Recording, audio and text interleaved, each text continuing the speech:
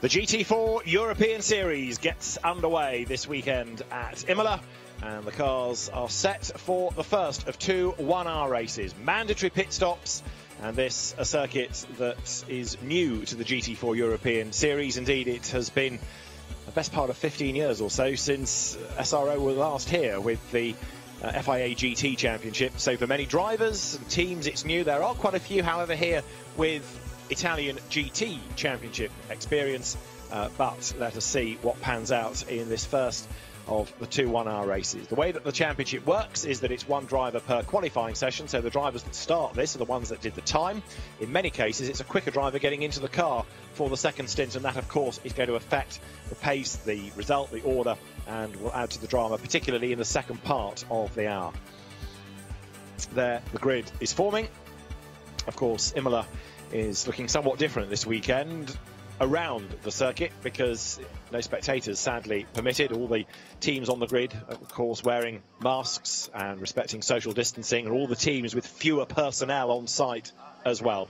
Cem Bulakbazi was the winner of the Formula Renault Esports Championship during the lockdown months, and he's the man that's on pole position for race one in his BMW M4. And lining up alongside is the similar car, but from a different team, the RN Vision STS entry of Bas Troughton, former single-seater turned GT4 racer, and he too is going to be a man to watch, that's for sure. Now, inevitably, because of what's been going on globally over the last few months, drivers, teams, sponsors, plans change, and so the grid is 17 strong rather than perhaps 40 cars that we enjoyed a couple of years ago. But what we have is still a very strong entry, and with the 3-minute board being shown, we're not far off getting the action underway. The pit window is between 25 and 35 minutes. A pit stop is, in total, 105 seconds. You've got to be stationary, but there's also the drive time allowed, and you add the two together, it's 105 seconds pit in to pit out. Stéphane Lemerey there, one of the drivers in one of the two Toyota Supra GT4s. This car, to give it its full name, the Toyota GR Supra GT4, the GR for Gazoo Racing, the competition arm of Toyota. You'll see more of these in British GT4, for example. Speedworks Motorsport running a brace of cars. Lemerey, a man to watch. Let's walk up the grid then. The blue BMW of Cem Bulakbazi on pole position, and it is the multicoloured car of Bas Troughton lining up alongside the white Toyota third of Stéphane Lemerey, and alongside him it is Theo Nue, who will start in the AGS run Aston Martin. Fifth on the grid, Luc Ibanez, forsaking his Ginetta G55 to go Mercedes this year, and alongside is Ivan Iacamo, number 718 in the 718 iteration of the Cayman. On the fourth row of the grid, you've got the BMW, which is started by Paolo Maloney. Alongside is Jan Kasperlink in the number 22 Allied Motorsport Porsche. Next on the grid, the sister car of Jörg Wiebahn, and alongside it will be Mark van der Aar starting in the 110 BMW. On the next row of the grid, there is Wim Spinoy starting in number 30. There you see the Mercedes, and alongside him is Joop Rappange, who put this Chevrolet in the gravel and caused a red flag in the first qualifying session. The seventh row, Ibrahim Ogyay. Now he goes solo for both races, and as a result of that, gets an extra 10 seconds in the pits. Alongside him is Giuseppe Gezzi. Then you've got Dario Cerati and Nicola Gomar next on the grid, with the man at the back being Antoine Potti, who was another driver that ended up in the gravel in the qualifying session, and as a consequence of that, lost his best time. If you are the cause of a red flag, you lose your best lap time. Well, the trouble was, it was his only lap time, so it puts him to the back of the grid, come what may. Big frustration for him as a result of that. So then, the grid is formed. There will, of course, be the rolling start before we get things underway. As I say, the pit window is 25 to 35 minutes. And the masked mechanics walk back into the pit lane. The Lumirank display flashes for the pole car as we get set to go racing. Cem Bulakbazi, we did see racing in this series last year, but he was the winner of the Formula Renault Esports Championship through the lockdown period, and that has brought him to prominence perhaps a little more than his results in the BMW did last year. His co-driver, Jagiš Gedic, is quick, but we'll see how the car fares over the course of the hour. With a number of the regular GT4 teams or drivers not present this year, with a circuit that's new to many of them, with limited testing in recent weeks. There's a real step into the unknown here, so it's going to be an interesting hour, that is for certain.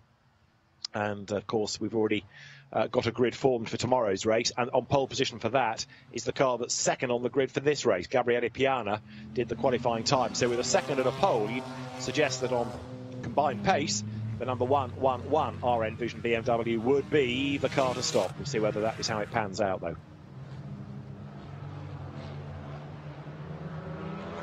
So here the cars turning their way out of Villeneuve on towards Tosa.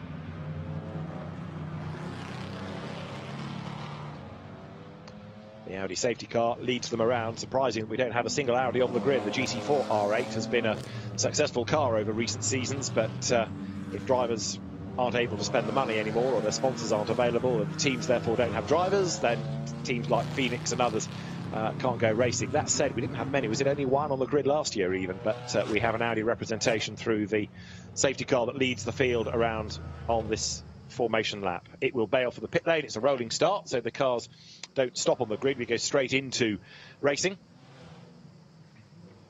And as they work now up towards the Acqua Minerale, the opening round of the GT4 European season set to get underway.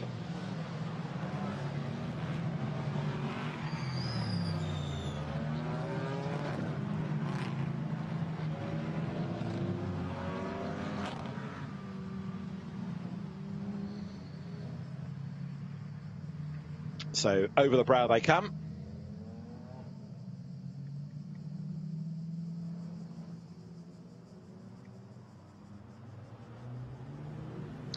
Everybody trying to get the warmth of the Pirelli tyres, but it's a very sedate lap, this. The Alfa Romeo 156 at the back. This is the chase car. Through the Variante Alta they come. Everybody keen to get on with it. It's been a long, long wait. The championship that should have begun in May. And now, with more and more Porsches on the grid, more of these splendid 718 style Caymans, for which there are now also dedicated race series. Got one that began a month ago, or a fortnight ago even, in the UK, for example. The cars now come up towards the approach to Rivazza, and then we'll get things underway. Under the bridge they will turn. The cars now come into the double apex left of Rivazza. Guy Clery, who is the safety car driver, will be given the instruction to up the pace to bail for the pit lane. Which BMW is it going to be? You put your money on Baschhausen, really, because of his experience, but it was such a good lap time by Bulachbazi that don't really know. So into the pits should come the leading car. The field on this counterclockwise 4.9 kilometre long circuit gets set to go. And with the Lumirank flashing, Shem Bolak-Basi on pole position, Baschhausen alongside him, the Toyota of Stefan Lemeray on the second row of the grid. Good to go. Up towards the timing line they will come. It's a long, long, long drag up past the pits here before you get to the line itself. And in a second or so, the cars will be released. The opening round of the GT4 European Series, when the lights change now, is go. And a good start made by Baschhausen in the multicolour BMW on the outside line. You've got Teo Nure trying to force a way through, but he gets a pace for Stefan Lemeray in the white Toyota. There's one on the grass already, running out of road on the way towards Tamburello. The BMWs are still side by side. Bolak-Basi goes through, takes the lead from pole. Baschhausen second, Stefan Lemeray is third. Fourth, Teo Nure. Fifth, Luc Ibanez in the Mercedes. No, scrap that. He's dropped a place, hasn't he? Because Ivan Yakumo, who's also doing the GT3 race this weekend here, he goes ahead of him. So Ibanez drops to sixth. And despite everybody being on their toes, they've all survived the rigours of the first couple of corners. Although, that said, Yot Rapinge is trying to have a moment in the background in the Camaro. He survives it. And there, Ibanez on the outside line to the inside line in the 21 Porsche. 22 Porsche goes Jan Kaspelik. 21 is a bit further back in the hands of Jörg Wiebahn. They climb the hill now. And now the field accelerates up over the brow for the first time through the left-hander of the Piratella. There, 22 Porsche going through. That's Jan Kaspelik with a young Dane, Bastian Bus, to take over. And downhill right now, you can see the BMW that's second. Baschhausen busy defending from the vastly experienced Stefan Lemeray, trying to keep him at bay rather than attack for the race lead. So the Borissan Automotive Motorsport BMW leads the way for Cembula Vasi. The RN Vision car in second spot in the hands of Schouten. And the race-leading car, distinct in its bright blue colours, but Borissan Automotive Motorsport, to give it its full title, has the advantage for the moment. Whether it's going to stay there for the hour, I'm going to say I rather doubt. There's the sister car, which is the car of Ibrahim Akyay going solo. Replay of the start. And you see the way that the two BMs got away nicely together, but Bolakwazi able to defend from Lemeray. To the outside line goes Schouten. Others mow the lawn as they go for the clear bit of real estate they can find, but through on the inside into Tamburello. Went to Bolakwazi to take the race lead. Now they're being given a really hard time by Lemeray, squeezing him out to the outside.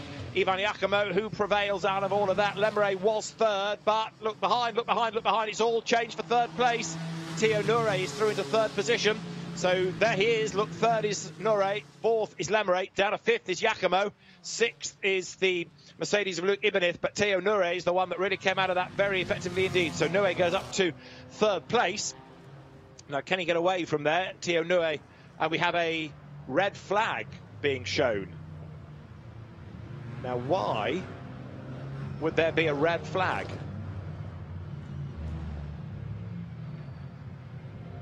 Normally, if there's an incident, you would put the safety car out, but we have a red, and is this the answer? Well, there's an incident, certainly, and that turns around number 13, Ibrahim Akyay, into the gravel, and he's stuck, but one would have assumed that would be a safety car period, not a red flag.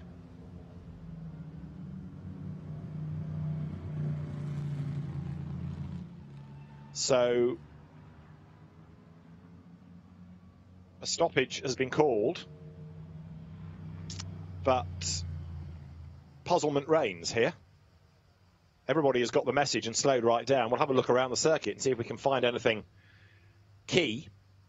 But in a race with safety car provision, it's normally got to be fairly serious to stop the race. You just put the safety car out. So the cars make their way presumably to the grid, ready for a restart.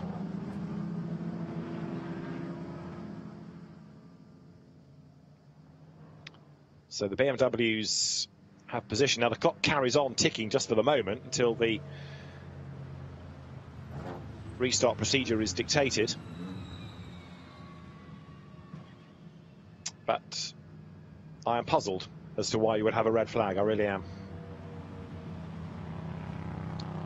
So the cars head to the grid. Now we understand it might be a signage issue. We had a piece of signage that made a bid for freedom early on in the day, and I think the same thing has happened again. So as soon as possible, we'll get things back underway. But the fear being that you'd have a long safety car period and very little racing, one gathers. So the race stopped.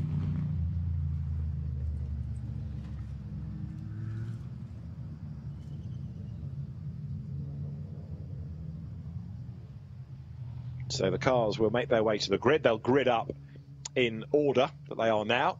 So this race suspension, therefore you carry on once the race director is happy to release the cars.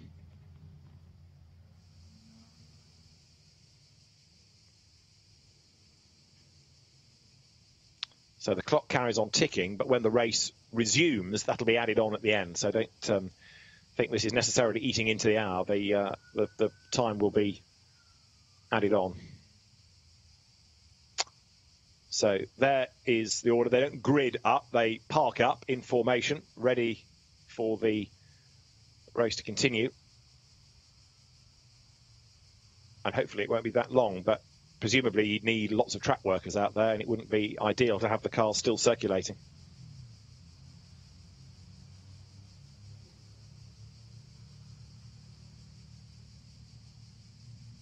So you see the different brands represented. They're the drivers behind the wheel on the graphic. So Cembula Vasi maintaining the race lead. Drivers opening the doors, desperate to get a bit of cool air in. They might only have done a couple of laps work, but they've been sitting in them, of course, for many, many minutes prior to the race start. And now the teams on the pit wall talking to the drivers, trying to find out why and what happens next and for how long.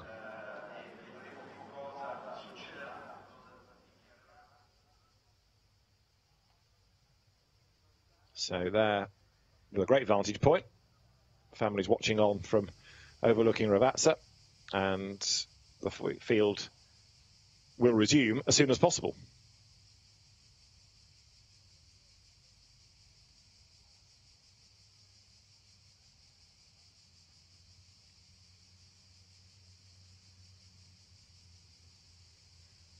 Ibrahim Okiai did get going, as you see. So although we saw him spin into the gravel, he got going again, but is at the foot of the field.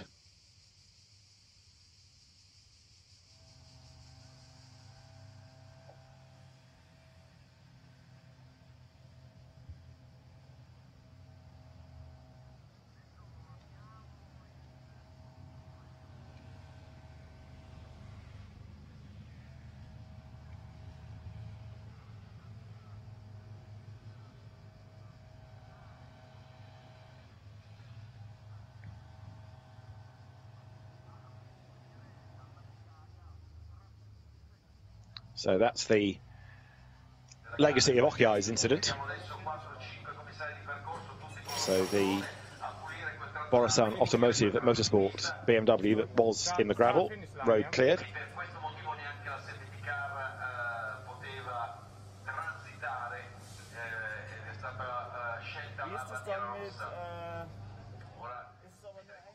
This was a replay of the grid start, as it were, the rolling start. And the pole-sitting BMW of Champion Lafazi going into the race lead, but he had to work hard for it. Bachschauten right alongside him as they dive down towards the Tamburello.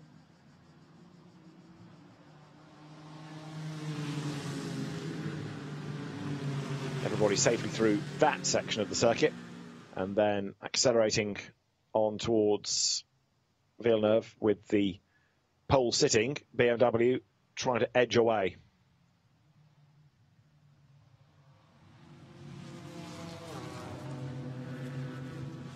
Got Rapinge almost running out of road in the Corvette, but getting away with it, as the Corvette did have a part to play in Okiai's demise, didn't it? That was a fairly rude effort on the inside.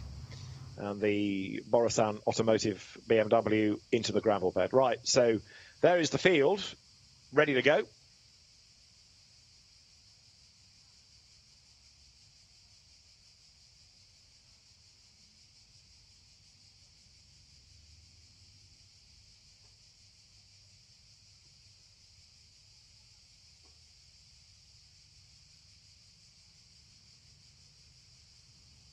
So personnel onto the grid.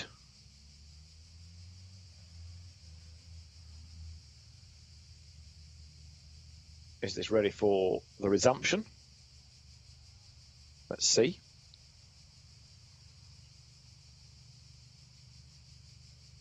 The estimated restart is not, I'm afraid, for another 8 minutes. So it's a lengthy job, this, seemingly.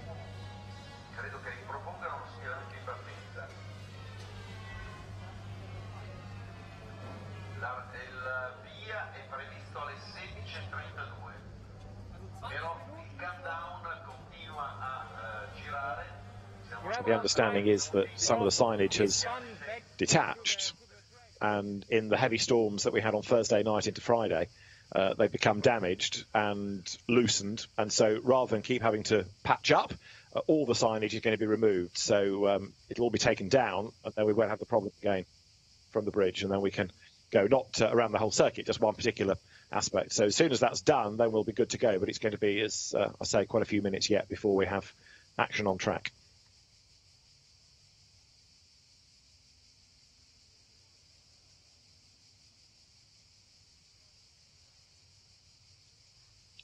All of which, of course, knocks on into the qualifying session for the opening round of GT World Challenge Europe that's due at the end of the day. And the drivers frustrated, of course, about all of this, but they will get the race back underway as soon as is possible.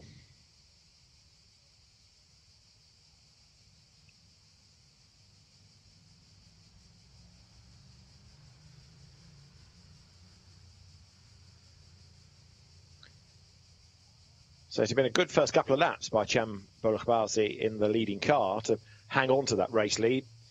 The Borusan Automotive Motorsport BMW fending off the challenge of the more experienced Barshouten, and then Theo Nue benefiting from the action at Tamburello to get himself up into third place. But I wonder whether Lemeray hasn't been put back ahead of him in the little shuffle there. It might not be true that I'm seeing that, but there was certainly a little bit of shuffling a moment ago. However, things will sort themselves out when the race gets back underway, all being well.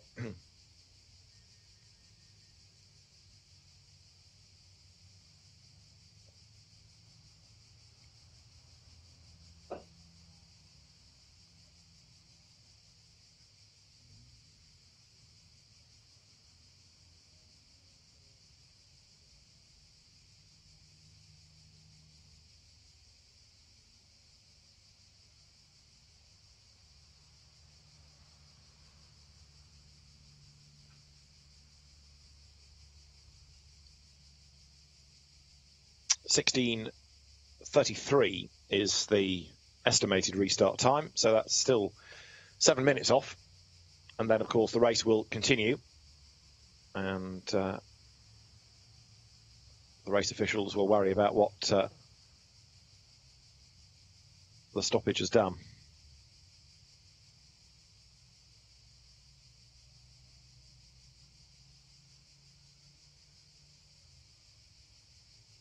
The next lap of the race will, of course, be within the time, but not an overtaking lap, not a proper racing lap, because you'll have the safety car.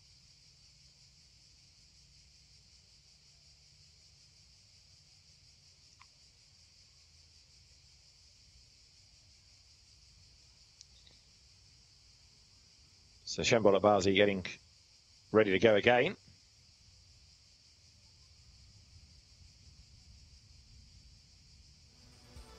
Let's have another look at the first couple of laps of the race. That's while we await the restarts. Everybody from that rolling start accelerating away. And it was the Van der Bogart's BMW from further back, I think, which was the one that got squeezed out onto the grass. Survived it. He went through the first chicane. Theo Nue and the Aston Martin hung out to dry a little bit on the outside, but slotted back in fourth place. Cars accelerating their way down through the approach to Villeneuve for the first time, with, again, Schouten all over the back of the race leader, but not able to find a way by.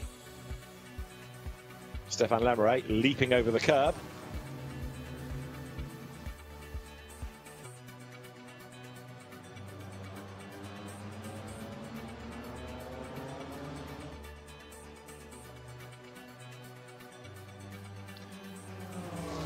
And then the cars uphill through Pelotella, down the other side. Cem Bolukhbazi getting away a little bit, with then having to go defensive in his second place, Barshouten.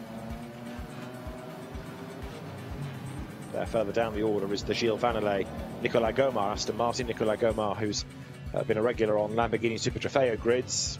Opening lap contact, Ibrahim Okiai given a hit and shoulder by Joop Rapinge, who was in the gravel himself in qualifying one, and that put the BMW into the gravel. He got out, but is at the back of the pack.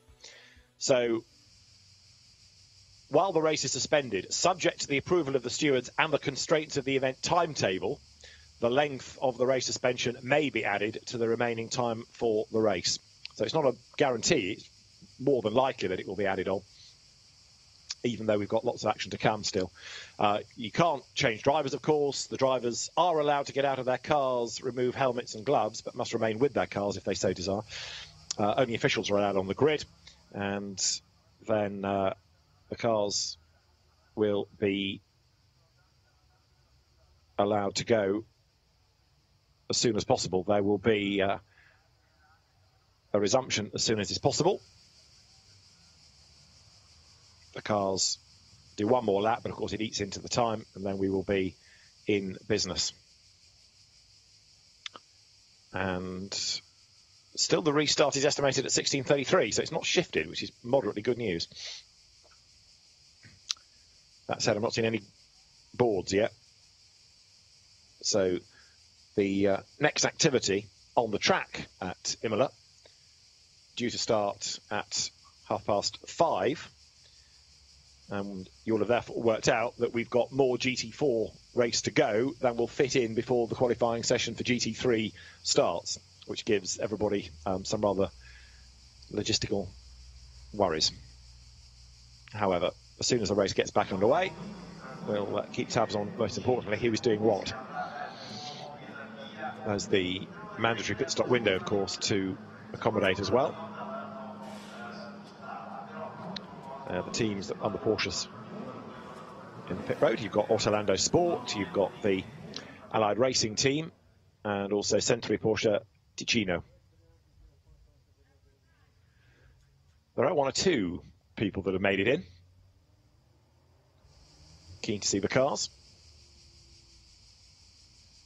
So there, from the balcony, there's one view, and most people only really with a view from the pit lane.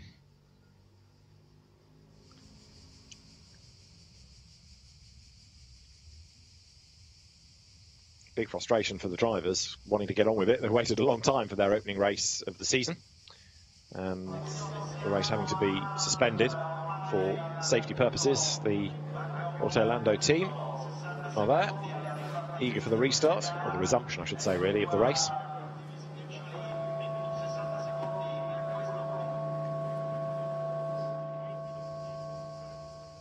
Right, a yellow flag appears, and that gives a bit of optimism. So, Chamberlain-Basie, Barshouten, the battle continues in the two BMWs. Rival teams.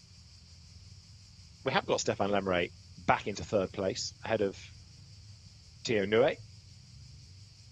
Why that change has happened, I'm not sure.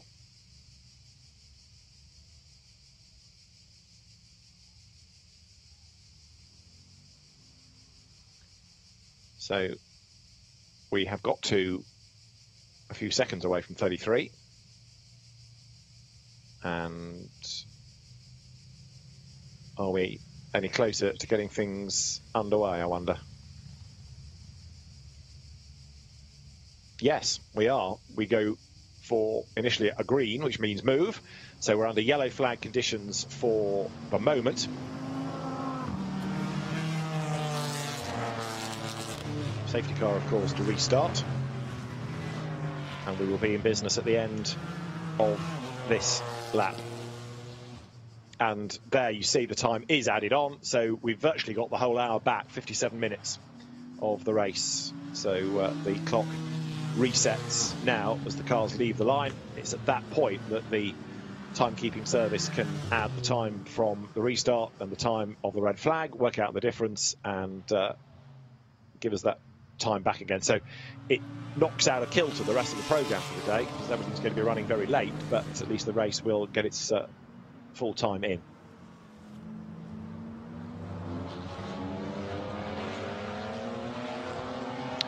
It also means, I suspect, that we'll have podium ceremonies for GT4 drivers with GT3 cars out on track, but that wouldn't be the first time as timetables are rattled through. So the safety car will peel in this time. We'll be back to racing and get back underway on this lap 3.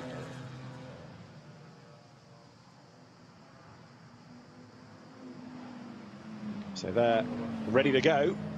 Chamberlain-Basie, the man for pole position, leading the race.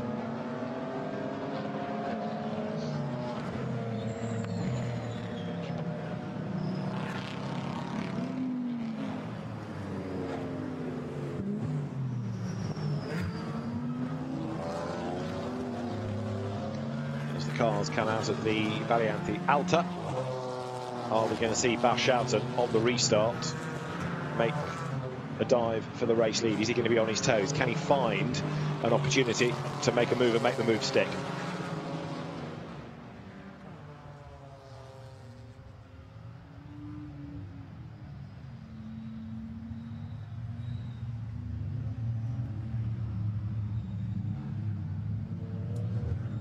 So here we go, race about to resume.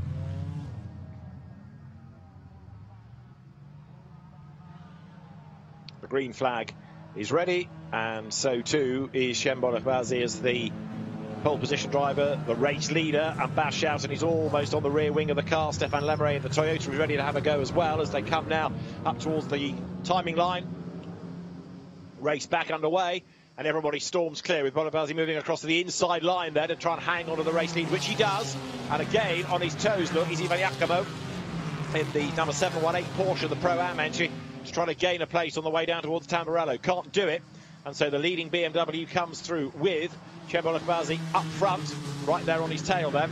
In 111 is Bas Schouten, and Schouten has a look alongside. He's eager to get through. He knows, I think, that if he can get by, he can pull clear. But Bonabazzi is able to fend him off pretty much everywhere at the moment. Bas Schouten has got Lemeray behind him. Look at the energy put into the second place BMW. Was off the road, goes Ivan Yakumo in the Porsche. Gets back onto the road, but loses out as they're up and past him. Goes number 22, which is the Jan Kasperlik started car. The leaders then, as pretty much one. If anything, Stefan Lemeray in the Toyota is the one that's really on his toes, because he's looking one side and then the other to get past Bas Schouten as they come over the brow of the hill. In fourth place there, look, you've got Theo Nue. And the leading quartet escaping slightly now. Over in fifth place, the Mercedes of Luke Ibanez. And then in sixth spot, you've got Ivan Yakumo just being able to keep at bay. 22, Jan Kasperlik in the Allied racing car, the pale blue car. So there are the BMWs 1 and 2. Lemeray's dropped back all of a sudden. He was right there as they went into Aqua Minerale. He's a long way back as they climb the hill out of it. Race leaders together then as they are about to drop down the hill.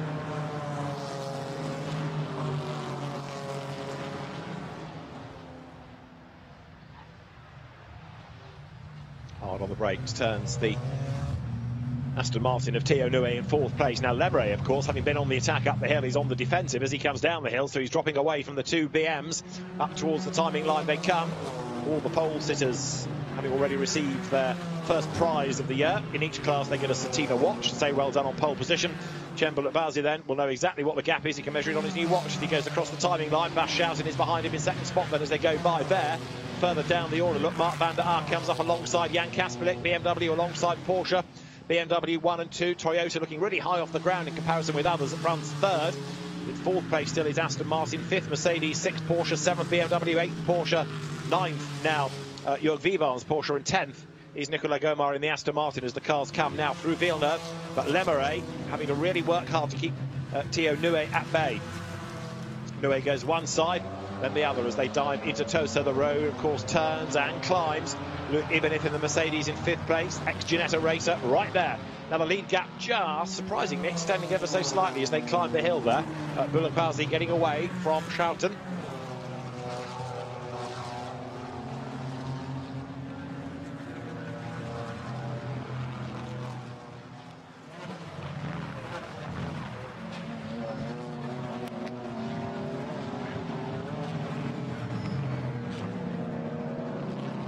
Hill goes Luke Ibanez, and he's crawling all over the back now of the Aston Martin of Theo Nue, and that just takes the pressure off Stefan Lemeray a little bit as they come now through the Variante Alta onto the power. There they are, third, fourth, fifth. Lemeray in the Toyota Supra GR entry, the Gazoo racing car downhill. There it is, with dropping off the back a little bit in sixth place there, 718, the green Porsche in the hands of Ivan Yakumo. Mark van der Aar in the BMW there, 110. In the queue, attacking, defending. Nicolas Gomar in 89, Aston Martin also through. So there's a lot that can shake out of this race yet with 51 minutes still on the clock. Leaders up across the timing line. And Cem Bonabazzi getting away from, in second place, Bas Schouten.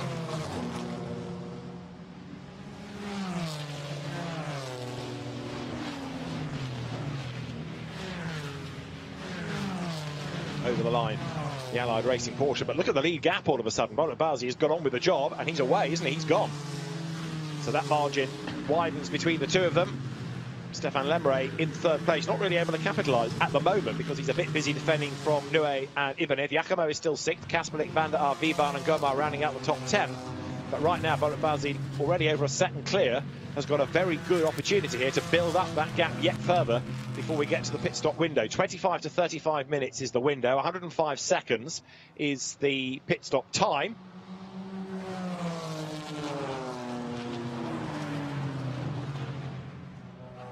And down the hill goes Lemeray. So the hugely experienced Belgian driver. He's He's raced most things, and he's written about most things he's raced. Fending off the Teo Nue Aston Martin, still there in 5th place, Luke Ibanez. Now, how much do you push in the first stint? Well, if you're the quicker of the two drivers, you want to try and go for broke and build up a gap, especially in this context, given that all the gaps came down under the stoppage. However, if you are the slower, you just need to keep in the mix so that your co-driver doesn't have too much work to do in the second part of the race. Always one of the great fascinations is a slow starter and a fast driver in the second stint and watching a gap come down. It's become more relevant in recent days because more races have safety cars, and therefore if there's a late race safety car, you always want your quick driver in at the end. But long before safety cars became the norm in double driver races, there was always the interest of somebody with a quick driver first against the team with a quick driver in the second stint, and watching how the race panned out between them. There, over the timing line, is the Mercedes of Luke Ibanez.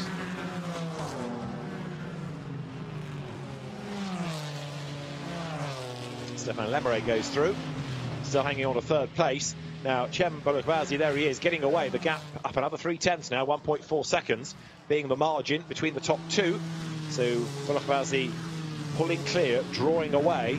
The second stint, though, for the second place car, Bastiansen will give way to the very rapid Gabriele Piana, so don't rule the car out, but still very definitely in the mix. Lemeret all over the curve, running in 3rd place. There, 5th still is Luke Ibanez. And as the cars here turn their way through Tosa, climb the hill now, you can see the way that the lead gap is widening, and I just wonder whether Lemeret might even have a chance at getting up onto terms with Schouten for second place. Yes, he is, because he's lapping slightly quicker in the sectors, and also lapping quicker in the first sector is Luke Ibanez. So the gap's coming down between second and third, and the battle pack there behind him. 110 drops downhill, Mark van der Aar. And Ivan Giacomo fending off the Porsche attack there of Jan Kasperlik. So the two Caymans, the GT4 MR, Manthey Racing, they're together as Lemeret fends off Teo Nue as they climb the hill now up into the chicane. Through the Variante Alta they go.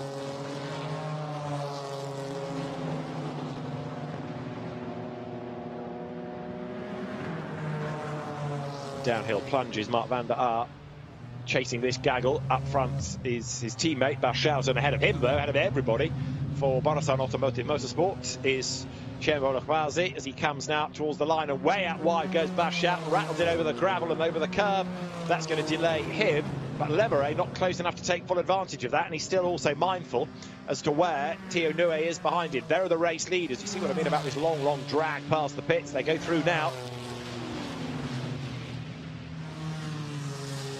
So Cem Bolokbazi leads the way. Bas Schouten is now 2.4 seconds back. That really has opened up markedly over the last lap or so.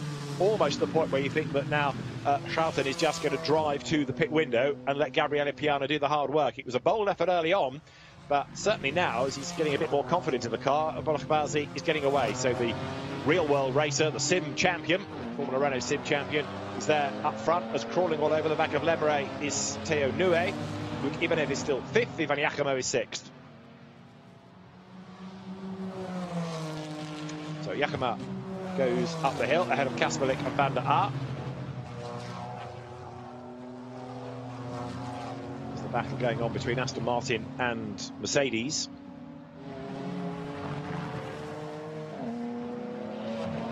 But Giacomo back onto the tail of Ibanez.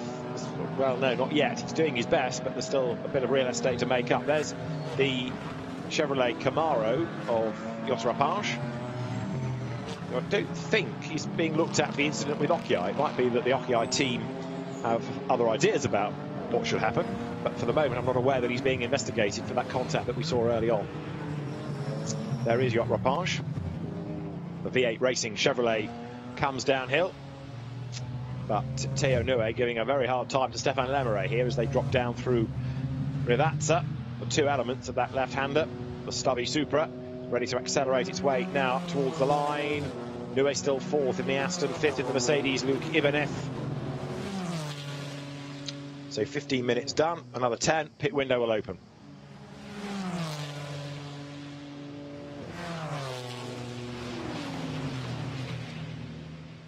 Over the timing line go the midfield runners. But there, Cempo Lukbazi's advantage now is up again to 2.7 seconds, and an effort made by Luke Ibanez to try to dislodge Théo Nouet from 4th place. He's not done it yet, but the gunmetal Mercedes is on the prowl. Look, goes one side and then the other. Nouet fends him off. That allows Lemeray to escape up the road. Away up the curve, and all sideways goes Nouet. Ibanez nearly got a face full of the Aston Martin. Dive bombs him on the inside at Toaster. I'm coming through, he says. Elbows out. Luke Ibanez is through. Job done. That rides the Aston Martin wide up the curve. But Théo Nouet has not given up. Look, they're still side by side as they climb the hill. The Aston has the grunt, and he's back ahead. Yes, fantastic stuff. Théo Nouet goes back ahead. Luke Ibanez in the Mercedes can't fend him off as they climb the hill, so he's got to do it all over again. Downhill now, heading towards Aqua Minerale. And Théo Nouet, great racing this from both of them. He's back ahead of Luke Ibanez. So Ibanez climbs the hill, trying to find a way back ahead of Théo Nouet here as they work their way once more into the Variante Alta. Go through the right, then the left, onto the power. Now get ready to drop downhill.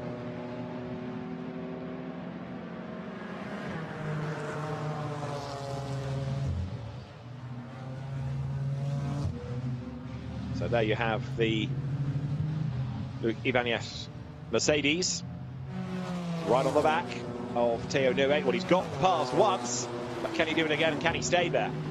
The pit window approacher as the leaders go by. No, I'll tell you a lie, leader, singular, because so far ahead now is Lukbazi that he is leaving Barshouten a long way adrift, and the margin is 2.677 seconds now. It's a big, big gap between the top two.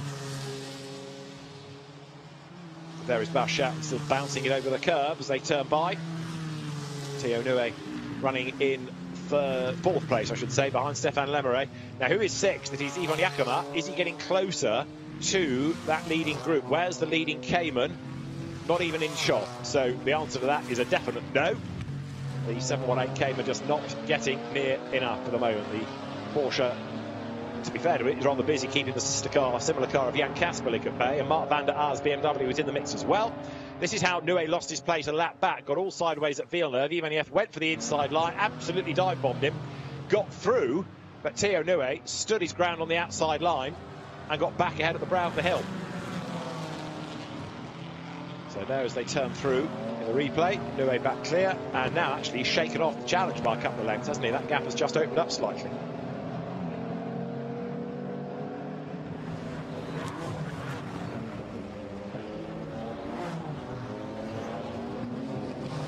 So out of the Variante Alta once again they turn.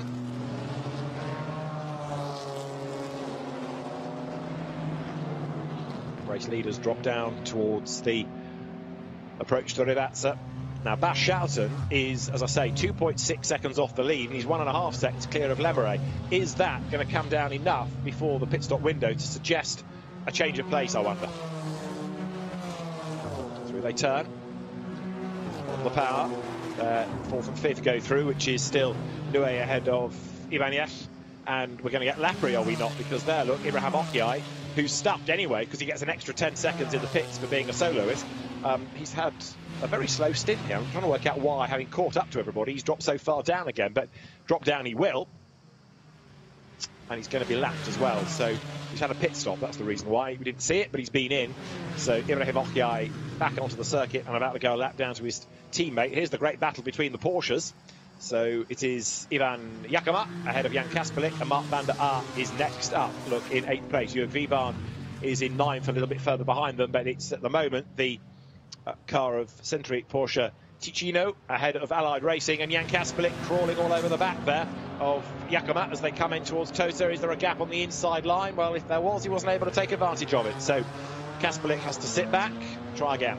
Mark van der Aar in the BMW, adding to the variety that GT4 has. You've got 2 discernible sports cars at the head of this little queue, and then you've got what's effectively a touring car behind. But the M4 BMW, which was the championship winning car of last year, Simon Knapp and Alec Udell, remember, right there behind the Porsches. And shame that the BOP works nicely in this, the Caymans and the M4 running together. So up the hill goes Jan Kasperlik, running in 7th place for the moment. The Allied Racing Porsche. Flicks into the chicane. Lots of curb taken by Kaspelik in the midpoint. Is he going to be able to power down the hill and make a move? We are about 5 minutes, if that now, from the pit window opening. So through the approach to Rivazza they come. Therefore, Century Porsche Ticino is Ivan Jakoma, the Swiss, ahead of Jan Kaspelik. And Mark van der Aar, the Flying Dutchman, is next in that battle pack as the cars now run with all of the curb being used out of Rivazza. And the speed builds as they come past the pits. Remember that Imola will be back as a Formula One venue this year with the reshaped calendar, changing almost on a weekly basis as more venues, more countries come on stream, happy to host races. And hard on the brakes going now into the Tamburello. Once more is this fight for 6th place. Jakoma keeping Kaspelik and van der Aar at bay.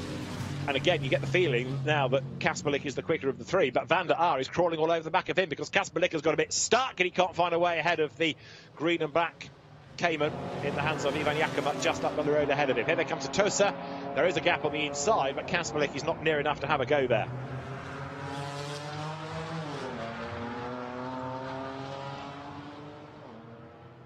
BMW again on the attack as they climb the hill now, and because he's on the attack, so Kaspelik drops back ever so slightly.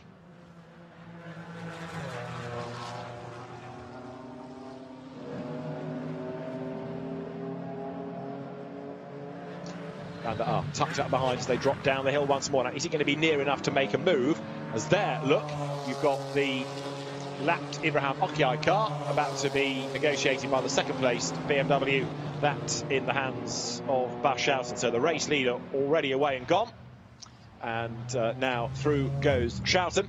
2.9 seconds the margin, so it has widened again between them, partly because of the traffic. There still you've got the fight for 4th. Theo Nue just being able to fend off the challenge coming from Luc Ivaniev. But the race leader was 2.9 seconds to the good last time. Wait for the beam to be broken. There is Shembo Lukhmazi. And secondly, Bas Schouten, and the gap is 3.4 seconds. So it's quite a big margin now between the two. Now, flying lap at the moment is a 1:52. So at the end of the next lap, but one, I suspect, we'll be thinking pit stop window. There, still accelerating through, is the number 15 Mercedes. Luc Ivaniev at the wheel of it, and he's having another go at the Aston of Nue. Look, as they come towards Villeneuve, is he going to be able to go by? Not there, he's not. Stéphane Lemeray still hanging on to that 3rd place, and again, look, the Aston is all ragged coming through Villeneuve. Steps up onto the curb. Not quite as ragged as it was 4 or 5 laps back, but Ivaniev having another go as they climb the hill here.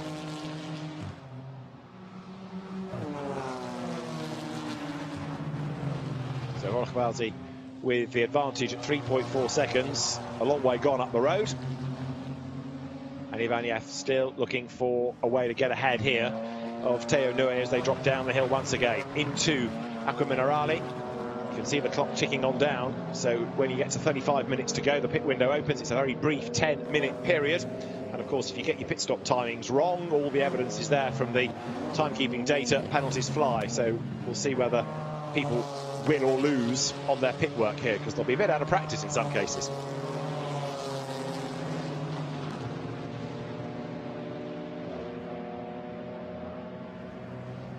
So there, up the curb goes Stéphane Lemeray, still 3rd, and now he's going to try and find a way past Ibrahim Yakiai, who, as I say, has had one pit stop. He's got another one to do, the regulation pit stop, as Ivaniev bounces wide over the curb of the gravel. But Okiai will lose yet further time because he's got an extra 10 seconds to add on in that pit stop for being a solo driver. It wasn't by design, I hasten to add, but his co-driver wasn't able at the last minute to come. There are, of course, still travel dramas for some people in order to achieve their racing. So it's far from easy, all of this, for anybody at the moment. There in 4th place is Theo Nue. So now the question is coming as to who's going to be the quicker driver per car in the second stint. There's still a lot to look for in the next part of the race. And the pit window is going to open this time. Now, as I said earlier on, in the majority of cases, you've got the slower driver doing the first stint. Ivaniev way, way wide. And Lemeray under attack all of a sudden from Theo Nue. Pressure release on the Aston. Suddenly he's on the back there, look, of the 3rd place Toyota. Ivaniev manages to hang on to what could have been a big moment. Gets away with it. but is in the leading car. The pace that is offered by Jagish Gedich going to have the same effects as Cembolo Kvasi in the opening stint.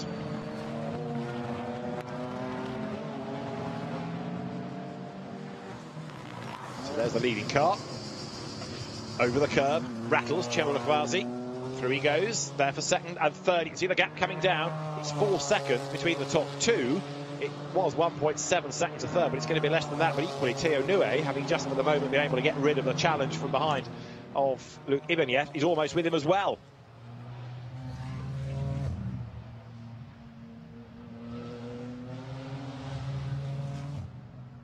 So there, heading towards the timing line, another lap in the book. Cembolo Kvasi, the pit window, as you see, is open. So drivers get ready.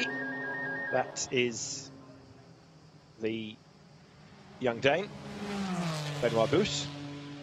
And do we have people coming in? Yes, we do. Bas Schouten is in to give way, perhaps understandably, to Gabriele Piana.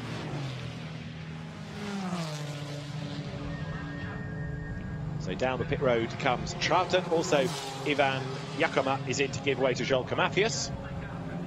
Very experienced Porsche racer. So, driver out, driver in. Stefan Lemray bounces over the curbs there, and Luc Ibanieff not as spectacular as a lap ago, but he's still pushing on, no question about it.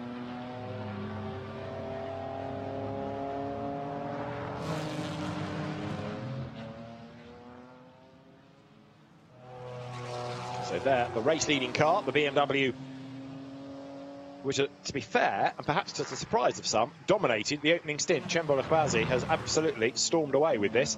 Up into second place for the moment, Stefan Lemray, but we'll see whether he preserves that into the second stint. Theo Nue still there in third place. In fourth place now, with the pit stop shuffling the order, Luc Ibanieff. And you can see the damage that he's done by going through the gravel at Villeneuve on a couple of occasions. He's got a bit of trim flapping on that left rear corner. Through the chicane goes the second, third, fourth place battle. Ibanieff will give... Oh, and he's got dramas. Is that a flat? Suddenly, smoke comes from a corner. Now he's been going over curbs and through gravel. Is that bodywork against a tyre? Let's have a look when the car turns. I think that's a tyre that's gone down. Or suspension breakage, in fact. So by rattling it over the curbs, that looks like suspension damage on the Mercedes, and that's probably the end of the day, is it not? In he comes. So suddenly the car sat down. I thought it was a tyre, but having looked at it, it looks like it's a possible suspension drama, and the smoke has been the bodywork rubbing against the tyre as the weight has all changed. So down the pit road comes Ibanieff, but that could be the end of the Mercedes. Let's see. So Cembolo Kvasi still leads the way. There's the Mercedes in ahead of Ibrahim Okiai. But the Mercedes flicks to its box. Team will go to work. Now, it could be a tyre, could be a wheel. Let's see. They'll need to get the wheel off, come what may, to assess. So they'll do the driver change. Xavier Joveras gets into the car, but I'm not convinced that's going a whole lot further. We'll see as Cembolo Kvasi climbs the hill once again with still half the race to run. 31 minutes are on the clock here.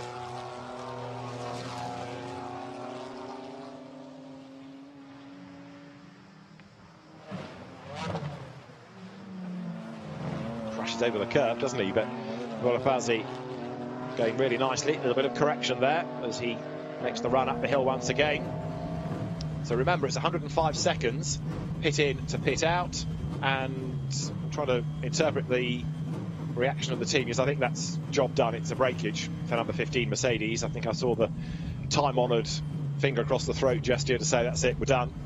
Down the pit road also there, look, comes the Dario Cerati Porsche. Now, interestingly here, Cembolo Kvasi is going a long way in this first stint. Is he in this time? Let's see, let's see, let's see. No, another lap. Now, all of this suggests, therefore, that he is the quicker of the two, doesn't it? He's maximising his time behind the wheel, staying out to try and give the best opportunity possible to Jagish Gedich as the co-driver. Over the timing line he has gone. for the moment, the road is only his because the pit lane is pretty busy. There's Ibrahim Okyai after 115 seconds in the pits rather than 105 to everybody else's. He gets the extra time. The second of the Boroshan automotive cars. So there, 1-1-1, Gabriele Piana, who has lost the best part of a lap against the leader, but of course that will all flip back on the pit stops. And Piana now is on the charge. He's done the absolute best of anybody within Sector 1 in the race. So, as perhaps expected, Gabriele Piana, as soon as he comes onto the circuit, means business.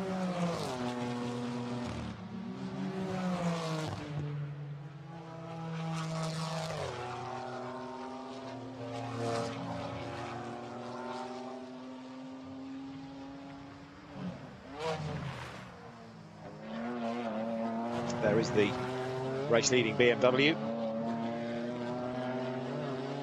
Makes the climb up the hill. Over the brow now. Into the pits comes 110. So this is Mark van der Aert to give way to Koen Bogarts. The RN Vision STS team goes to work. They're also in his Yacht Rapage. Handing over to Timon Nabours in that Chevrolet Camaro. Drivers both new to GT4 European Series this year, but it's great to have that car on the grid. It was a great race at the Nürburgring a good few seasons ago where the road was greasy, not properly wet, but that car with Duncan Houseman at the wheel of it, sideways, coming onto the pit straight lap after lap, something to behold.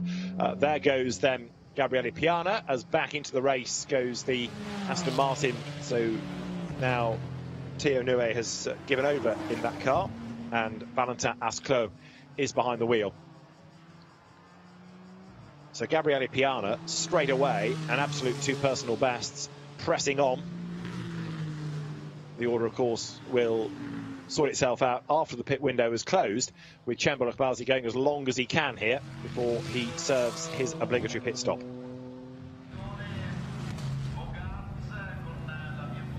So there is the leader in. Out gets Kbalzi, in gets Yajish Gedich. And Kbalzi being reminded that he's got to help with the seat belts. It's always the polite thing to do for your co-driver. It also helps the flow of the pit stop, but of course if you've been in the car, you and your co-driver are effectively a bubble for modern day purposes. So there the stop cycles through. So can the car come out in the race lead? And can, even if it doesn't, the pace of Gedich be comparable to Piana? So staying out a long time, Giuseppe Getzi takes over the lead of the race, but he's going to have to bail shortly, so it's a phony lead, really. There is Cembalo Kbalzi walking away. The Turkish driver's work is done. Fellow countryman Yagish Gedich gets away now. But remember, Gabriele Piana is already well into his stride. He's in a rhythm. He knows the circuit now. He knows what the car feels like. He's confident. He's up to pace, whereas Yagish Gedich is only now going to set off in the race. And here's the change of lead, imminent look, because one out of the pits through into the lead of the race will go. Gabriele Piana picks up position as he goes by. And there, Valentin Asclot third. So Gabriele Piana is the new race leader, barring anything that is going to happen on reviewing pit stop times. Not aware that anything needs looking at. He leads ahead of Gedich in second place and Valentin Asclot third. That was a massive advantage that the BMW had. It's lost the lead and it's about to lose second place. So where did all of the time go? Because Kbalzi looked like he was doing a very good job. Here's a change imminent for second place. There's very little that Gedich can do seemingly now. This will be heartbreaking for Kbalzi in the pit lane watching it all. But Valentin Asclot right there now. What it's also proving is that although the pace of Kbalzi was good, with him staying out against the quicker drivers in the other cars, they were net bringing down the gap. And Valentin Asclot looks to the inside line again, going up towards Piratella, can't go by there. Now he tries the outside line. Can't think about that particularly unless the car ahead has a real problem. So here, Yagish Gedich having to really adapt quickly to the pressure from the Aston Martin behind. Gets a little bit sideways, forcing Asclot over the curb. Valentin now goes over the brow of the hill.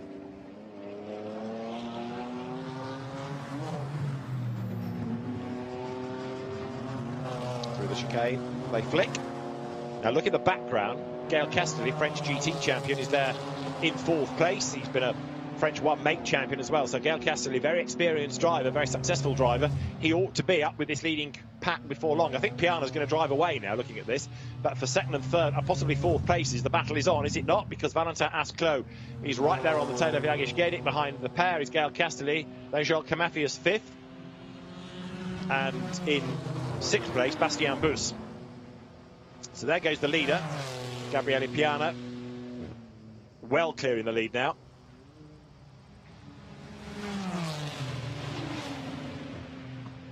Through they turn. Out of Tamburello, Lear on his own. So how quickly things change. The pace that Piana was putting in, while the relatively not as quick BMW in the hands of Bolapazzi stayed out, meant that the gap was coming down and down and down. And on the pit stops, it changes. There's Gaël Castelli looked right up with the 3 ahead, or the 2 ahead for 2nd and 3rd places. So he's on the tail now of the battle. To the inside line looks the Aston Martin as they climb the hill once more. So Valentin Asclot trying to make the move. Gaël Castelli in the queue behind. And actually, to be fair to Jagish Gedic, he's doing a good job of defending here. He's not rolled over and let them go by. He has made that BMW as wide as he possibly can, and thus far for as long as he possibly can. Through the Acqua Minerale, once more they turn. Climb the hill, over the brow.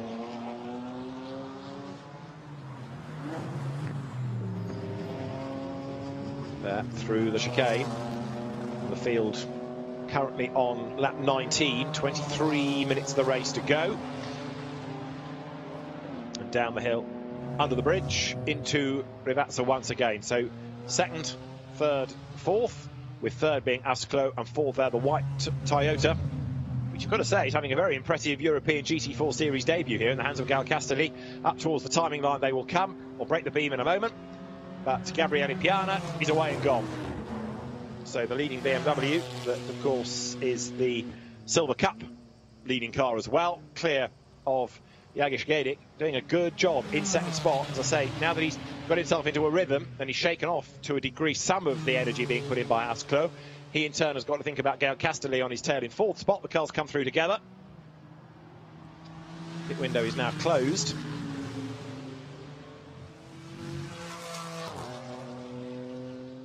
And once more, into Tamburello go the leaders.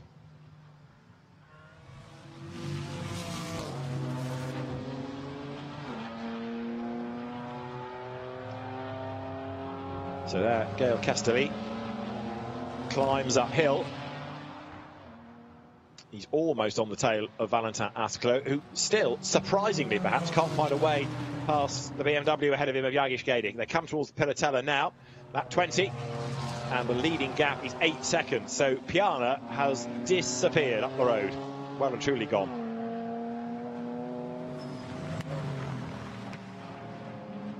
The Nordschleife-based Italian Gabriele Piana. Now, is this Asclot's chance? Well, he pulls out and has a go. Jagish Gedic moves across on him. Pretty aggressive stuff, but Asclot keeps on coming. He's got the inside line, but he can't find a way by there. Again, late on the brakes and all over the curve goes the BMW, but that's going to be an odd line. Look, he's compromised the exit. He rattles out wide. And Valentin Asclot gets up alongside him, but the BMW stands its ground. Look, downhill, heading towards Rivazza. On the inside for the next corner will be the BMW. On the inside for the next part of the circuit is going to be the Aston Martin. But no, Asclot has to sit there behind him. Fabulous racing this. Valentin Asclot again tries to line up for a go on the inside line. Tickles the back of the BMW, and he's the one that comes off worse. Sideways, off through the gravel, back onto the racetrack. And Valentin Asclot out and back, but he's lost a place. So in all of that, through into 3rd comes the Toyota in the hands of Gaël Castelli up into 3rd place. And you see the time lost by Valentin Asclot and the Aston Martin. He's dropped a long, long way back. And that BMW is just impregnable. Doesn't matter what you do, you can't find a way past it.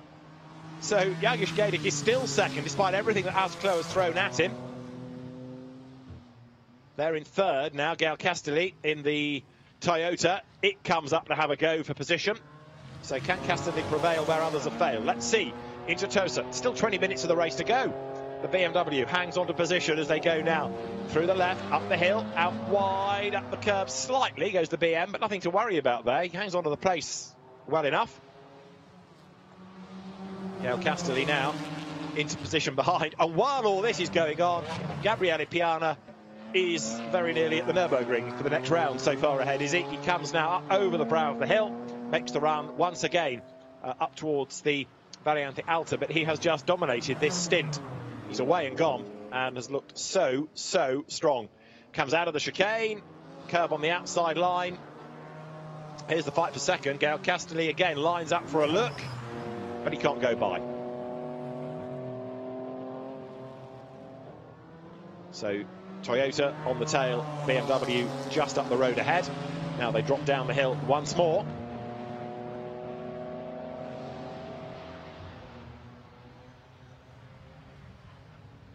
Castelli brakes hard, turns into Rivazza, but you've seen the trouble getting past this BMW. It's a fairly big car, it's got a lot of grunt, and it's also, when required, very aggressive in the way it's being driven. Gadic taking no prisoners, as they say. Comes over the line. So the leaders go past the pits. The lead margin 11 seconds now. And behind, what have we got? Well, still, Gael Castelli is there on the tail. Can he find a way through? Not there, he can't. What he needs to do now is try and apply the pressure to start a move and perhaps execute it going into Tosa and make the run going up the hill.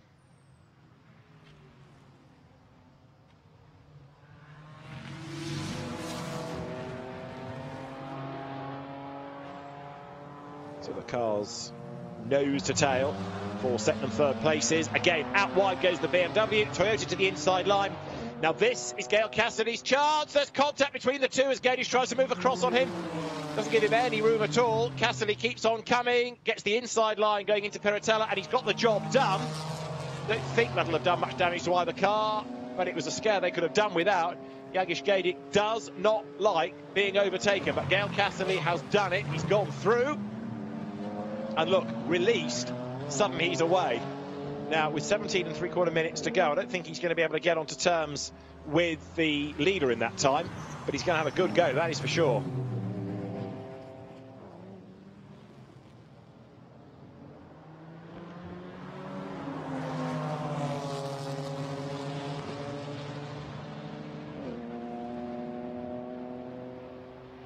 Downhill comes the fight between what is now third and fourth. Asclo back onto the tail of the blue BMW. So he thinks, well, I've been here before.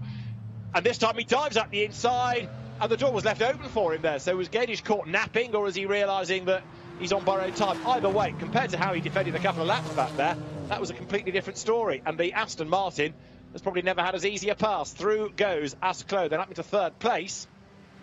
But the BM fights back. Look as they come over the line. Look at the grunt it's got. Gadish just powers past him again. Round the outside, no, not able to do it under braking. The inside line claimed by Valentin Asclo, and he goes back through. But extraordinary stuff, this, the way that the BMW is able to defend as best it can, and it's got so much pace. Understandable that the even quicker car of Piana is so far ahead up the road now. So, with 16 minutes on the clock, draw breath, what have we got? The lead gap is 13 seconds. Piana, it's his race to lose, but behind him for second and third places, you've got Gael Castelli, then Valentin Asclo. Fourth is Gadic, Camafias is fifth, and Bastien Bus running in sixth place. Here's the replay of the Toyota's move. So have a look at this. Up the hill, tighter line employed by the white Toyota. Castelli is alongside the blue BMW of Gadish, but Gadish tries to move across and wait for the contact. Now, the Toyota standing its line. The BMW tries to squeeze. There's the touch. They got away with that very lightly.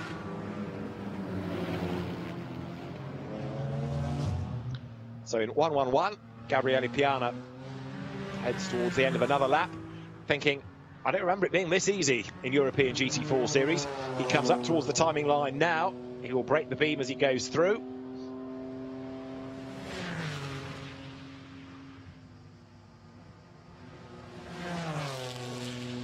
Now there's the second and third place fight. Castelli versus Asclo. The gap between the two of them as they come over the timing line was a second and a half. But the Aston looking a lot nearer. Might be an optical illusion, we'll see. But as the beam is broken now, it is 9/10. Yeah, the gap is coming down. So Valentin Asclo is catching. He is drawing nearer. And up front, 15 seconds is the gap between the top two. So Piana is away and gone, no question.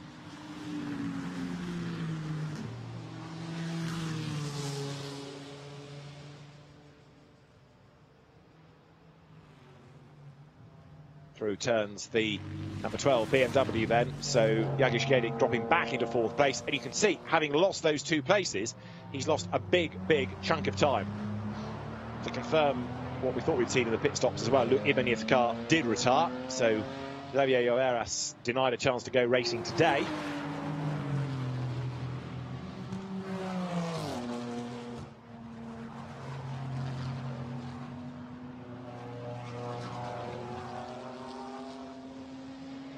Valentin Asclo still pushing as he drops downhill once again into the Acqua Minerale here.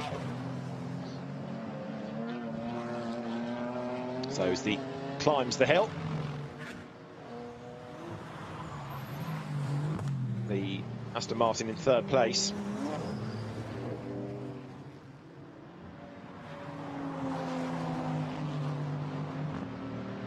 Now can that Aston Martin get close enough as you see the race leader work into the traffic?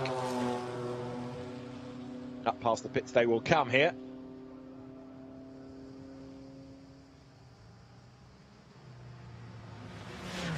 But Gabriele Piana turns through. 13 minutes on the clock. What about the relative lap times of Gael Castelli in the Toyota and Valentin Asclo? The last lap 52.8, plays a 52.8. There's hundreds between them. These two very evenly matched at the moment. And we've got one car that's being investigated for speeding in the pit lane. It is the Chevrolet that's down in 9th place. It's not going to affect matters much up front if anything comes of it. But the car is being investigated for speeding in the pit lane. As you see Valentin Asclo there in third. Also, the incident between numbers 8 and 12, which was the BM and the Toyota, that little bit of contact we saw climbing the hill, that's being looked at by the stewards as well to see if anybody was at fault.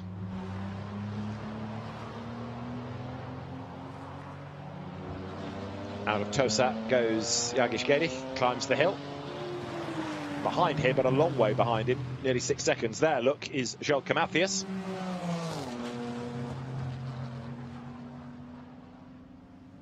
So Gedik turns through, the Turkish driver in the BMW, heading Pro-Am, because the cars ahead are all in the Silver Cup.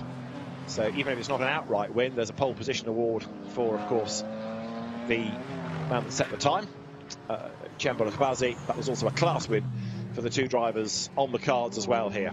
There is the Pro-Am standing, so it's Gedik ahead of Kamathias, Bus, Nikolai Moller-Madsen, who I'm surprised hasn't been able to drag the Porsche closer to the pecking order, and then Kay van Berlo behind in 5th place. There, way out wide over the curb, but evidence, if you like, of how hard he's pushing is Jelka Mathias. But he's only 5 seconds back. He's 25 seconds off the lead, yes, but he's only 5 seconds back from the class lead. So as he comes down the hill, might have a chance here. 11 minutes still to go, could be on. There, the Allied Racing Porsches going past.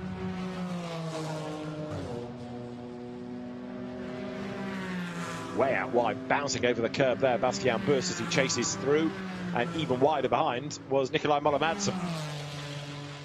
So over the timing line goes Jelka Mathias, Bastian Bus versus Nikolai Moller-Madsen, and their relative positions here and the gaps rather illustrate the pace of their co-drivers within stint 1. There, heading downhill, is Stefano Valli, who is the AM class leader. Stefano Valli having taken over that car from Paolo Meloni, and he's on the way now up towards the completion of a lap.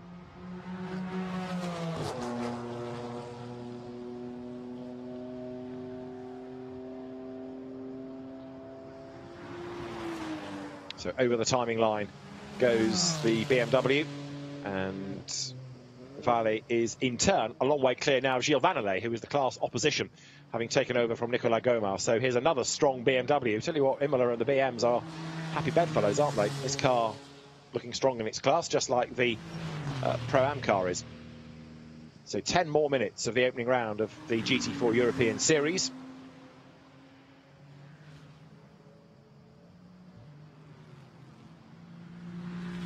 Those Gilles Vannelet running second in the AM Cup. And then in third spot now, you've got Salvatore Riolo, again for Porsche.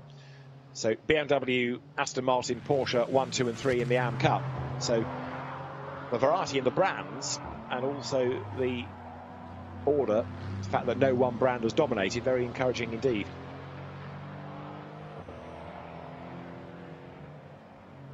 Salvatore Riolo then in the Autolando Sport Porsche rides the hill.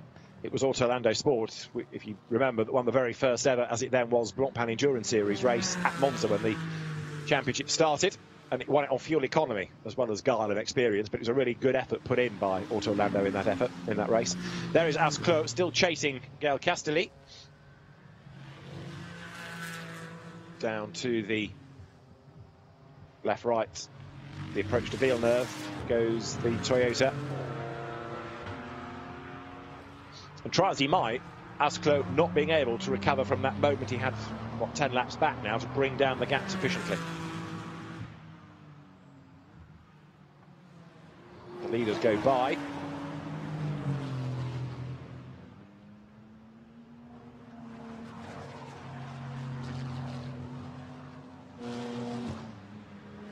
Sixth and seventh battle, that gap's come right down, look, because Bastien Bus has been reeled in by Nicolai Müller-Madsen, the former Audi TT Cup star. Müller-Madsen closing on new to car racing. Bastien Bus moving up from karting, and their drama because the Mercedes has a puncture. That's Kay Van Berlo, who was 10th in the SRT car, and that's coming out of Tamburello, isn't it? So he's got a long way to go. That has hit him at the start of a lap, and he's not going to survive. He pulls the car off. So Kay Van Berlo, with a very flat tyre indeed, is out of the race. So we had one Mercedes with suspension breakage, and then on the opposite rear corner we have a puncture for Kay Van Berlo. So I wonder what it is that he's run over that has caused that. Downhill dropped there, 22. Bastien Bus into Rivazza. Nicolai Müller-Madsen adapting to the Porsche, having moved from Audis for this season. He's on the power as he comes sprinting up towards the line here. So yellow flag in sector 1 on the lap because of the car stationary by the side of the road.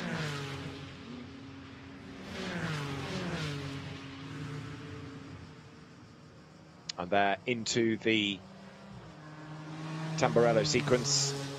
A charging Jean Mathias, Bastien Bus, Nicolai Müller-Madsen not that far adrift. Koen Bogarts is in 8th place in the BMW.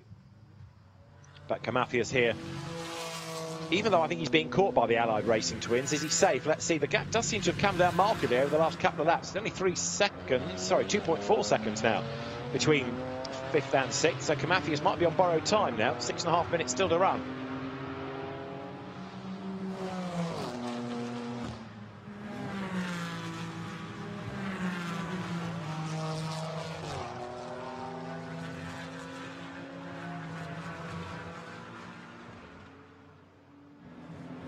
So there are the Allied Racing twins. Now, do they go all out for position, or are there only team orders? Well, they're run by the same team, yes, but different co-drivers, different drivers paying bills. They want to have the best result possible, don't they? And in the case of these drivers, these are the guns for hire, whose job is to go as rapidly as possible, get the best result they can. So I think this is going to go down to the wire, this battle. We've got 6 minutes still on the clock. Out wide there goes Bastien Bus, and Müller-Madsen will challenge as they come down the hill here. Lines up to have a go, but the real estate just vanishes. Müller-Madsen keeps on coming, though. He's got the inside line, and he's done it. Brakes late, goes through. Good, brave driving, that. Bastien Bus tries to get the switch back and get the place at Rivazza 2, but he can't do it. So Nicolai Müller-Madsen makes it stick. Excellent work, that, as he comes by. Over the timing line once again here.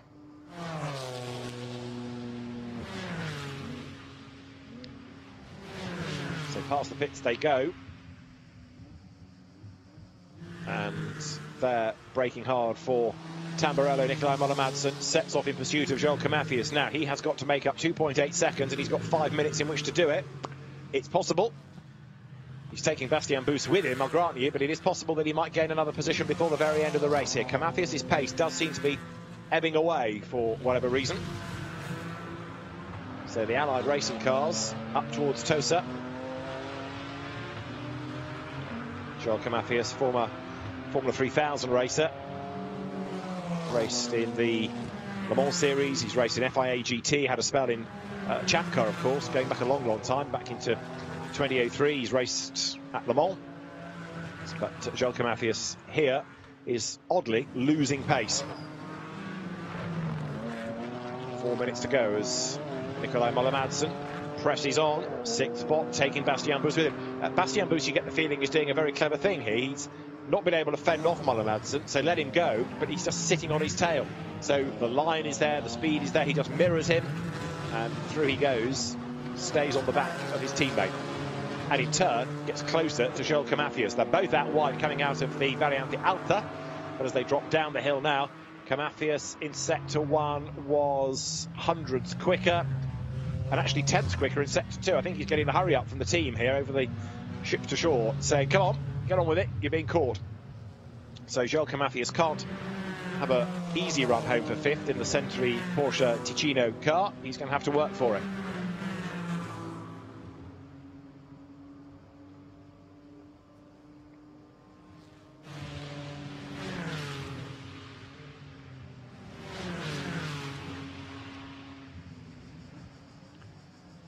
There is 718, that's the car in the hands of Joel Camafias then. So this Cayman that we're talking about is the 718, or as the Germans would have it, 718 iteration, number 111, the BMW M4 of RN Vision STS. That's the team. Gabriele Piana, the man behind the wheel, and it's going to be a win for him and Bas Schouten as they come down the hill here. Gabriele Piana drove a BMW last year, of course, in GT4, so he knows the car inside out. And the Italian who moved to live near the Nordschleife to carve a name for himself in what was VLN racing and endurance GT racing is gaining in his reputation all the time here. It's very rapid, that is for sure. He's going to get at least one more lap, maybe 2 out of this before the end. Comes down the hill here. What about second place? Well, Gael Castelli, I think he's settling now. He knows he's a long way back, and it's going to be a very difficult task to try and catch 4 position here. So the CMR, Classic and Modern Racing, run Toyota. First time we've seen it in European GT4. And it's going to be a second place for the long-nosed, stubby-backed Supra. Up towards the timing line it comes.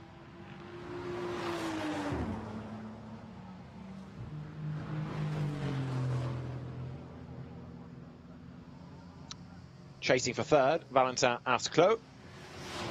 So there's time for one more lap at the end of this, and Asclot is another one, settling for position, isn't he? He's falling back now. So the race-leading cars start seemingly the penultimate lap of the race.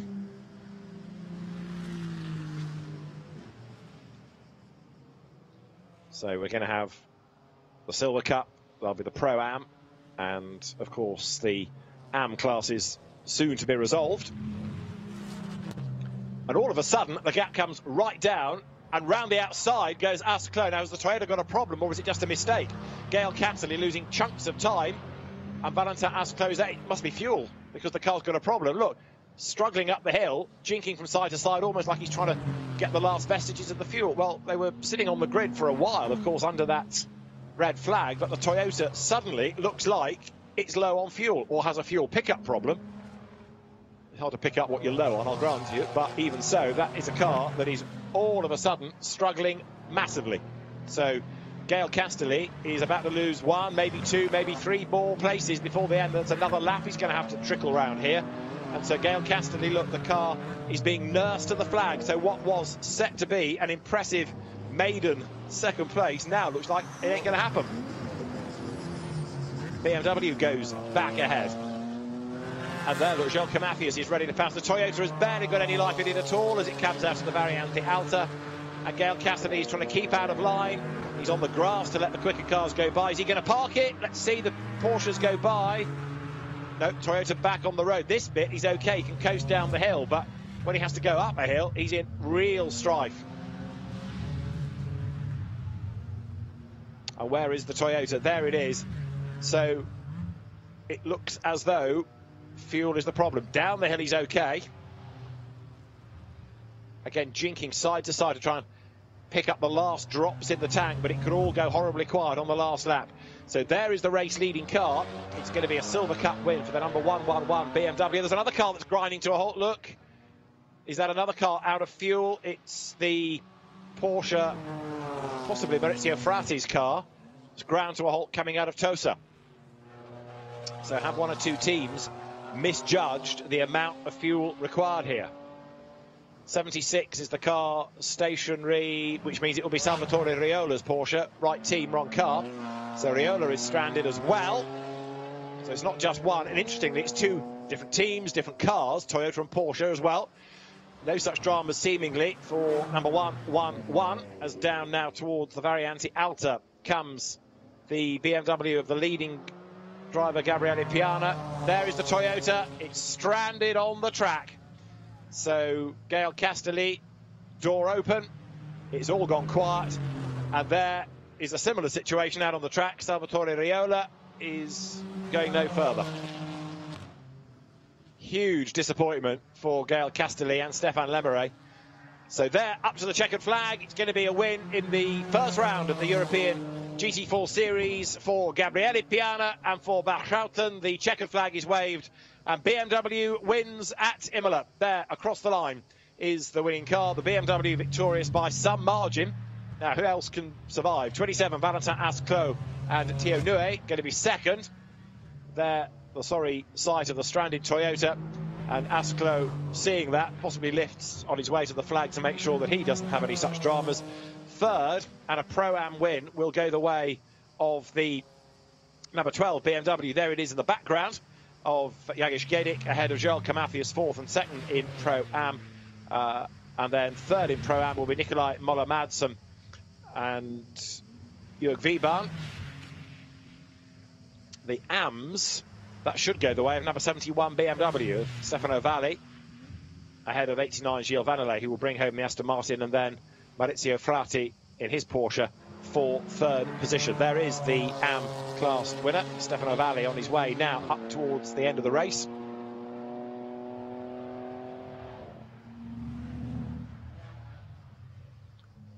So the flag is out, and Stefano Valli will be the next one to come through to take the checkered flag and a class win, and he's going to be in 10th place overall. Stefano Valli comes through.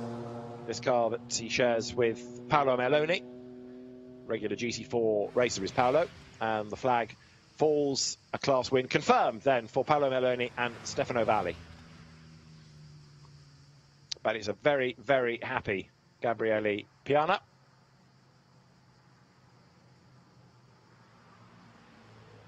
Race win for him and for Bachhouten.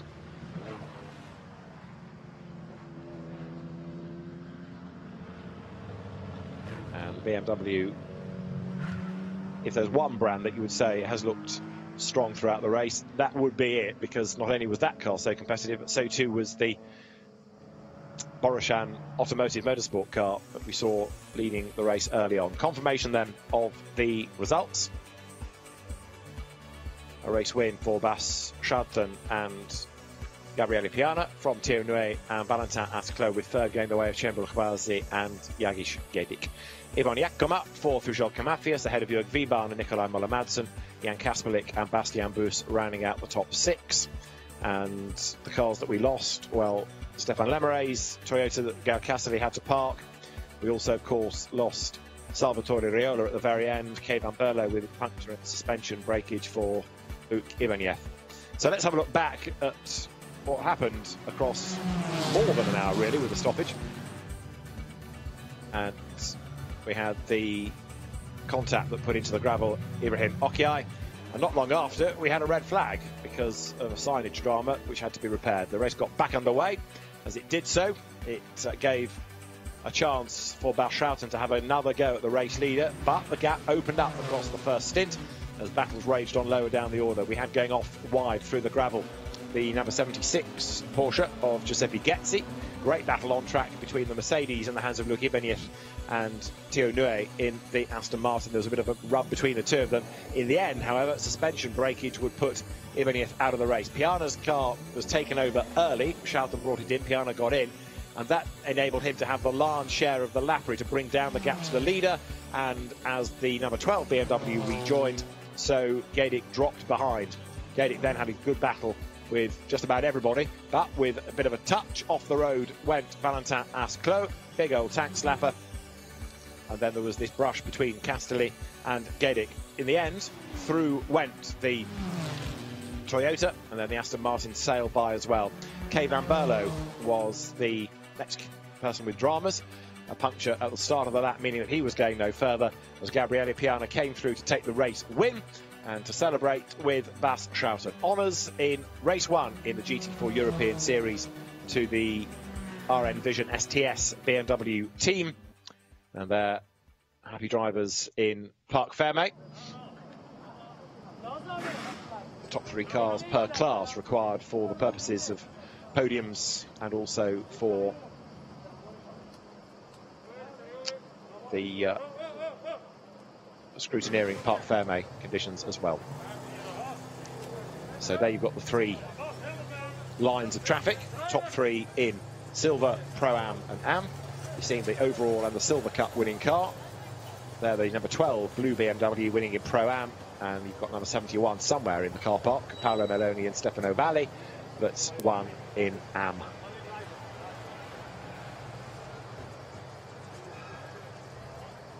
So the Pirelli technicians take the data. That's all required.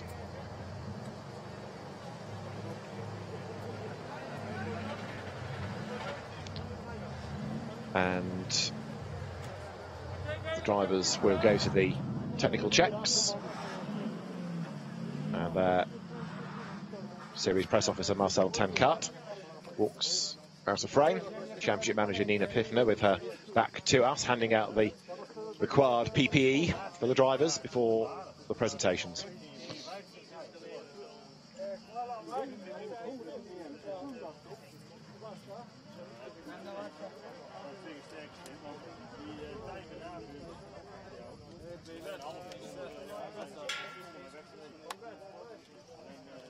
So there, Agish Gadic. And drivers congratulate one another on their podium finishes. You see in the background Valentin Asclot and Theo Nue, both committed drivers in that race. And it's a peculiar sight, isn't it, with the masks on and the lack of a podium, but the trophies are there, and the drivers now being brought forward for the trophies to be handed over.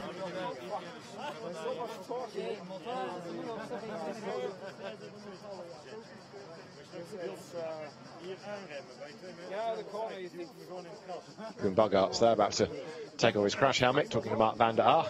Getting a bit of fresh air is Agish Gadic, the Turkish driver. It's hot enough, having just been in the car for half an hour, then has to put a mask on.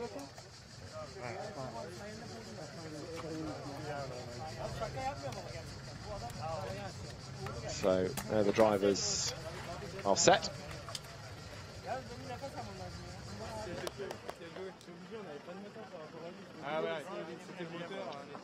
And the background noise will change in a second or two, because in a few seconds' time the GT3 qualifying here will get underway. So it's going to be noisy in a few seconds' time.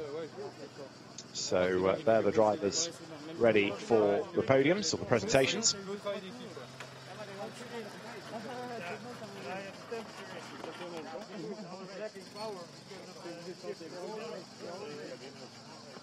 Et le moteur de la BF, la Supra, les 10 dernières minutes, j'ai compris. C'est pas si profond que ça. C'est du moulin, ça coûte le moulin. J'ai compris. Il y avait trop de moteurs. Clim à fond et puis libre. So the drivers prepare themselves for the trophies.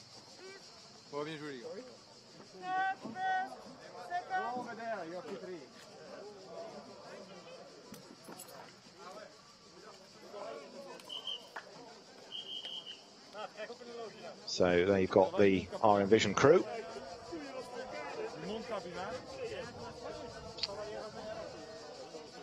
And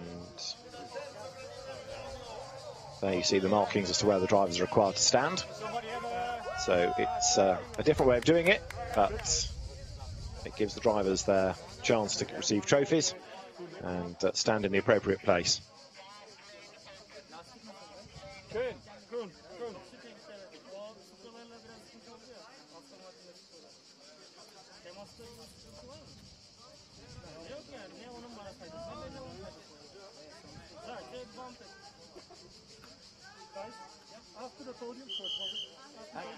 So there you've got the drivers ready to go on instruction. I went out flat out because I knew that I wanted to be in front of the other guys. And then when I saw that I was in front, I stopped taking care of it. There was just literally no single sausage. So outside of the chicane, it was Shelton with Gabriele Piana.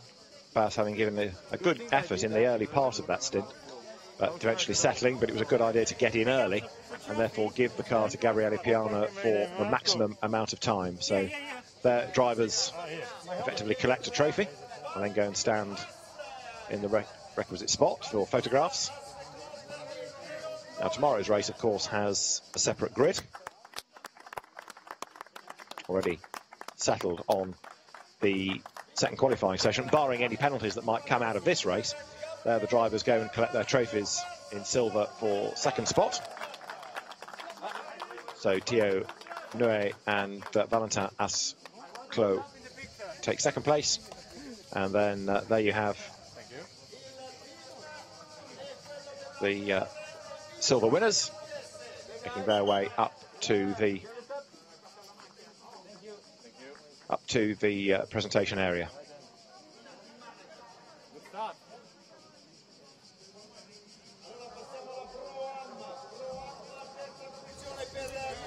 As I mentioned earlier on, Satina as the watch partner, already having provided pole position timepieces to each class pole driver out of Q1. And there you have the Pro-Am drivers now, Nikolai Moller-Madsen and Jan Kasperlik, sorry, Jörg Weber, I should say, taking their third place in Pro-Am. Nikolai Moller-Madsen making his Porsche debut.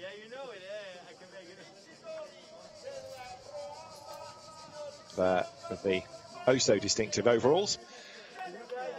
Jorge Matthias and Ivan Jakoma step forward. And it will be, of course, a Pro-Am win for the BMW of Jagish Gedich and co-driver Chen. So, race 2 for the GT4 European Series coming up from Imola tomorrow. Thanks for your company today. For now, from David Addison, it's goodbye.